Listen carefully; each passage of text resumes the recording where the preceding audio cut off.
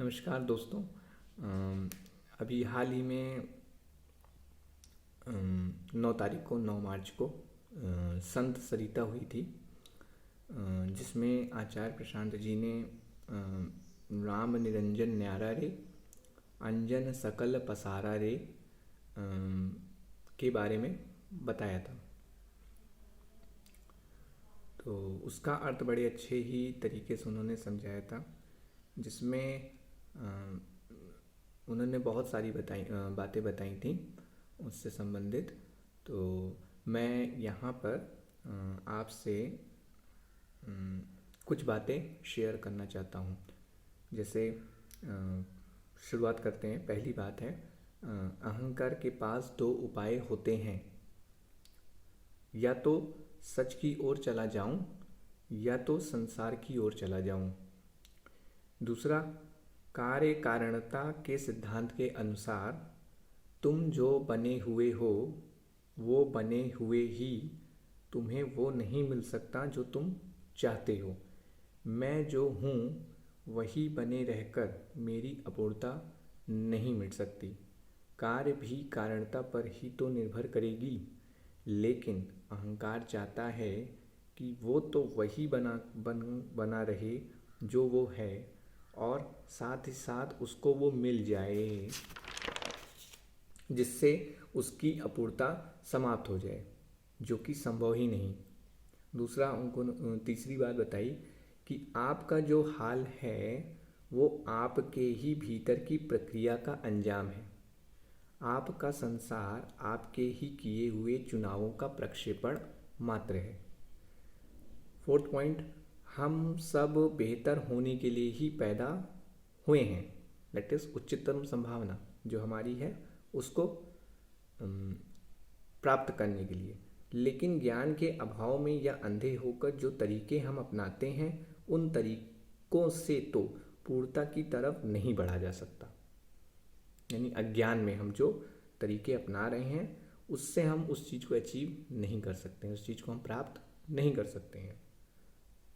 या फिर कह सकते हैं, प्राप्त कहना तो गलत होगा।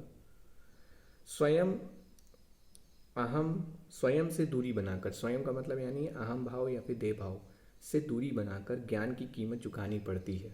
ऐसा क्यों? क्योंकि जो तुम हो वो होकर तो तुम वो नहीं हो सकते जो तुम्हें होना है। सारा काम अपने ऊपर ही करना है। अहम असली कीमत चुकाने की बजाय वह इन दो चीज़ों को अपने जीवन में जगह दे देता है। पहला, धर्म। धर्म कौन सा? लोकमत वाला, यानी जो ये जो आचार्य जिस धर्म की बात कर रहे हैं उस धर्म की बात नहीं हो रही है यहाँ पे। उस धर्म की बात हो रही है जो आम भाषा, आम लोग इसका पालन करते हैं, जिसका आम लोग पालन करते हैं। मनोरंजन दूसरा है, मनोरंजन। तो धर्म और मनोरंजन। तो हमारा धर्म क्या है? हमारा धर्म क्या है? अपने ही मन और हाथों से गढ़ा हुआ और हमारे ही नियंत्रण में रहने वाला एक सिद्धांत है। इसलिए उसे भी अंजन ही कहा जानने वालों ने। क्या कहा? अंजन पाती अंजन देव, अंजन पाती अंजन देव, अंजन ही करे अंजन सेव, अंजन ही करे अंजन सेव, अंजन नाचे अंजन गावे, अंजन नाचे अंजन गावे, अंजन भेष अनंत दिखावे, अंजन भेष अनंत दिखावे। अहम ने हमारे पूजा घरों और देवालयों में नकली सच को खड़ा कर लिया है ताकि सच की कीमत चुकाने से बचा रहे और धार्मिक भी कहलाए। उसका भगवान भी उसके हाथों की कठपुतली ही है।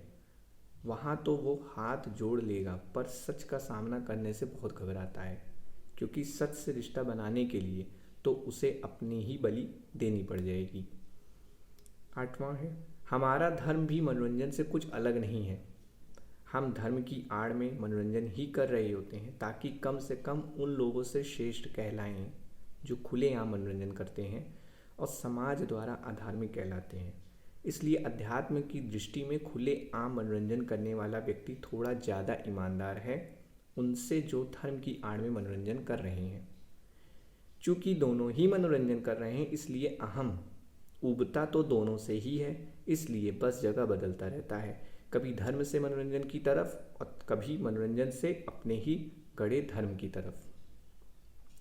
जैसे उदाहरण के लिए, आज सोमवार है तो मैं मुर्गा नहीं खाऊंगा, आज महाशिवरात्रि है तो मंदिर जाऊंगा, आज मंगलवार है तो अंडा नहीं खाऊंगा, आज शनिवार है तो नाखून नहीं काटूंगा।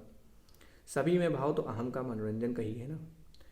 तो उसने सच या वास्तविक धर्म से मुंह चुराते हुए चलने के लिए ये सारे तरीके अपनाए हैं। ज्ञान का कोई अन्य विकल्प नहीं होता, उसके बिना अहम कुछ भी करता रहे वो बना तो अपूर्ण ही रहेगा। बड़ी बड़ी शादियों में जिन दो चीज़ों का बहुत प्रदर्शन होता है वो है धर्म का और पूंजी का। ये दोनों ही चीज़ें अहंकार की चहेती सामग्री हैं, क्योंकि दोनों ही उसके मनोरंजन की वस्तुएं हैं। दर्शन पर हुए शोध के अनुसार भाषा सत्य के रास्ते में आने वाली बहुत बड़ी बाधा है, क्योंकि वो सच को उजागर करने की बजाय उसे छिपा देती है। सोच और विश्वास से माया को मात नहीं दी जा सकती, क्योंकि वो तो ध्यान और बोध से ही संभव है। जन मन को निरंजन में नहीं लगना होता, तब मनोरंजन को पकड़ना उसकी मजबूरी बन जाती है। अहम के जीवन में धर्म और मनोरंजन मस्खरों की तरह होते हैं। बच्चे के रोने पर मस्खरे उसके सामने नाचने गाने लगते हैं, पर जब माँ की याद आती है तो बच्चा फिर रोने लगता है। इसलिए जब बच्चा रोता है तो उसे माँ ही चाहिए होती है, मस्खरे नहीं। संसार को अपने लिए निरर्थक बना लो, यानी उसमें अपने लिए अर्थ मत तलाशो, तभी संसार का सौंदर्य बना रहेगा। उदाहरण के लिए, यदि फूल मेरे लिए सुंदर हैं, यदि फूल मेरे लिए सुंदर हैं तो फिर फूल जान से गया, क्योंकि हमने उसे सुंदर कहकर अपनी कामना का ही विषय बना लिया। यदि आपके काम को कोई ठेस पहुंचाए और आप बहुत कष्ट में आ जाएं तो कहें कि मेरी आत्मसम्मान को ठेस पहुंची, तो वो झूठा आत्मसम्मान है, वो आत्मसम्मान नहीं है। ऐसा क्यों? आत्मसम्मान की बात तो आत्मा के सम्मान की बात है, अहम के सम्मान की नहीं। क्योंकि आपके भीतर वही उच्चतम और उस पर कोई आँच आए तो आपको अर्जुन की तरह युद्ध करना ही होगा। जो मुक्त होता जाएगा वो स्वयं को कभी गंभीरता से नहीं लेगा और स्वयं के होने को ही एक चुटकुला समझेगा। तो भीतर की तरफ देखना ही असली धर्म है। जब असली धर्म ही आपको मनोरंजन बन जाए, जब असली धर्म ही आपका मनोरंजन बन जाए, तब बाहर के किसी मनोरंजन की आवश्यकता नहीं पड़ती। हमारे नाम भी बहुत जिम्मेदार हैं हमें देवभाव में रखने के लिए और अतीत बनकर जीने के लिए। जैसे सूर्यांश, ये मेरे नाम से शरीर व लिंग को दर्शाने वाला हिस्सा है, यानी लड़के का नाम। कसौधन यानी जाति, ये मेरे नाम से अतीत, जाति, समाज, संस्कृति को जोड़ने वाला हिस्सा। देह तो बंधन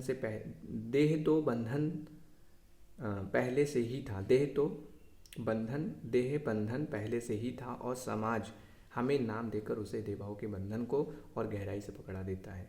सनातन धर्म ने कभी भी जाति या वर्ण का समर्थन नहीं किया।